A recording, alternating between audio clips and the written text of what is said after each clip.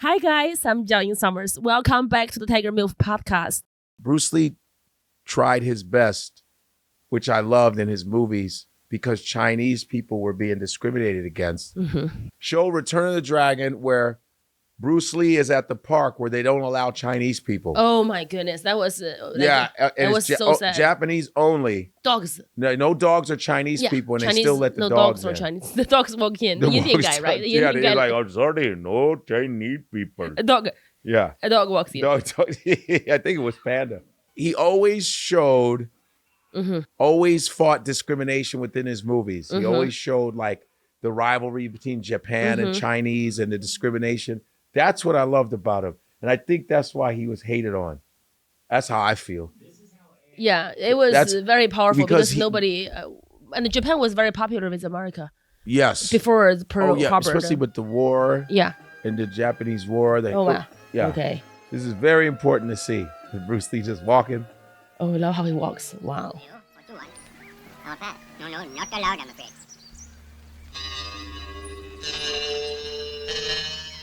No dogs and Chinese allowed. Now that? And they let the dog in. So eat it. The dog is. And then the Japanese Japanese with their people start kimonos. talking shit.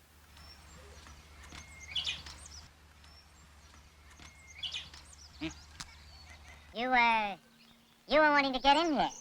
No. Tell you what. There's only one thing you need to do. Pretend you're a dog, and I'll take you in. Pretend you're a dog too. Oh. See? Yeah. You whoop their ass. That's. Look at that face. Oh, that boy is a superstar. You see the anger? Oh, look. Yeah, baby! Yes! And the Chinese are like, yo, we protect them. Thank you for that. But see, that's just an example. Wow. That's an example of He Bruce Lee fought racism putting in racism in his injustice. films. And you know that was him that did it. Oh yeah. That was him that did He it. fought See? for it. And this is not me like putting down my Asian brothers and sisters because I love you so much. But Bruce Lee said, you guys should watch his documentary. It's called Be Like Water on 30 by 30 ESPN. It's a great documentary of Bruce Lee. And it just came out about 2 years ago. It's so great. And he says that the reason why when I came to America, everybody loved the Asians because they were the model minority. They didn't complain. He said, we didn't say anything. We just, and so